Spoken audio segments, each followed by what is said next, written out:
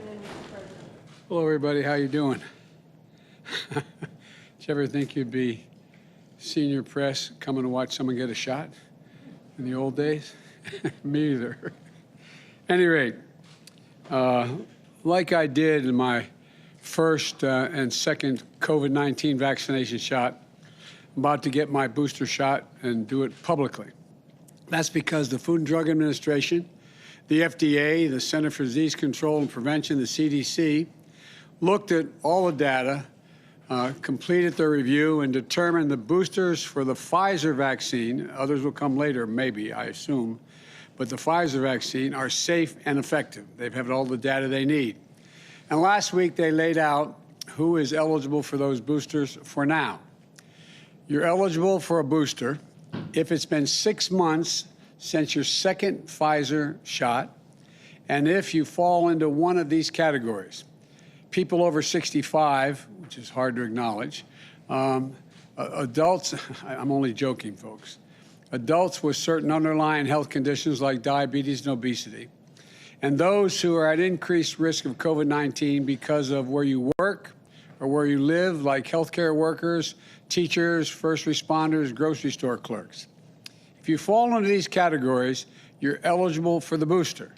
Now, I know it doesn't look like it, but I am over 65. I wish I, way over. And that's why I'm getting my booster shot today. The booster line is if you're fully vaccinated. The bottom line is that you're fully vaccinated and you're highly protected now from severe illness, even if you get COVID-19. You're safe, and we're going to do everything we can to keep it that way with the boosters. But let me be clear, boosters are important, but the most important thing we need to do is get more people vaccinated. The vast majority of Americans are doing the right thing. Over 77% of adults have gotten at least one shot. About 23% haven't gotten any shots. And that distinct minority is causing an awful lot of us, an awful lot of damage for the rest of the country. This is a pandemic of the unvaccinated. That's why I'm moving forward with vaccination requirements wherever I can. On Wednesday, I'll be traveling to Chicago to talk about why it's so important that more businesses are instituting their own vaccine requirements. We know that to beat this pandemic and to save lives, to keep our children safe, our schools open, our economy going, we need to get folks vaccinated. So please, please do the right thing. Please get the shots. And it can save your life. It can save the lives of those around you. And it's easy, accessible, and it's free. So text your zip code to 438829. That's 438829. Or visit vaccines.gov to find a vaccination location near you. We can do this. Get vaccinated. Thank you very much. Now I'm going to get my booster shot and right here. And the major is going to give me the shot.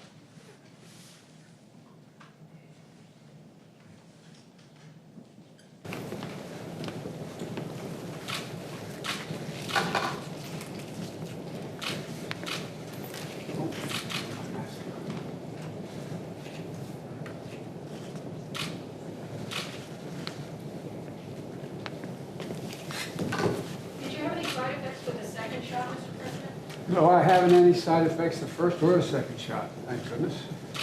I don't anticipate one now, but we'll see. Is that high enough for you? Okay. Is the First Lady giving hers as well today, Mr. President? She's going to get one. Not, I think she's teaching that, but she's going to get one, yes. Mr. President, what do you say to world health leaders like the World Health Organization who say wealthy nations should help more countries without vaccinations get vaccinated before they get boosters here in America? We are helping. We're doing more than every other nation in the world combined. We're going to have well over 1,100,000,000 shots, and we're going to continue going. We're going to do our part. We've also given a great deal of funding to COVAX, which is the vehicle that does this. So we have plenty of opportunities to make sure we get everyone in the world to play our part, the largest part in the world of getting everyone vaccinated. How many Americans need to be vaccinated for us to go back to normal? Like, What is the percentage total vaccinations that have been deployed? Well, I think, look, I think we get the vast majority, like is going on in some industries and some schools, 97, 98%.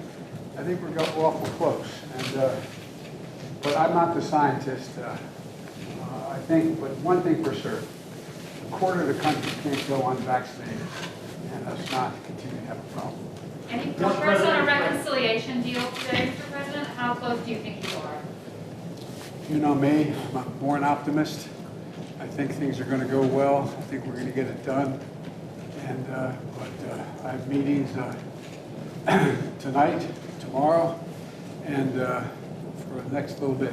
What is at stake for your agenda and your presidency with what's happening on the Hill this week? Victory is what's at stake. Mr. President, how would you define success this week legislatively? How would you define success legislatively by the end of this week? Well, it may not be by the end of the week. I hope it's by the end of the week. But as long as we're still alive, we got three things to do: the debt ceiling, continued resolution, and the two pieces of legislation. If we do that, the country's going to be in great shape. Thank What's you. your message to Democrats as you have these calls? What's your message to Democrats, Mr. President? Mr. President, will you go to the border?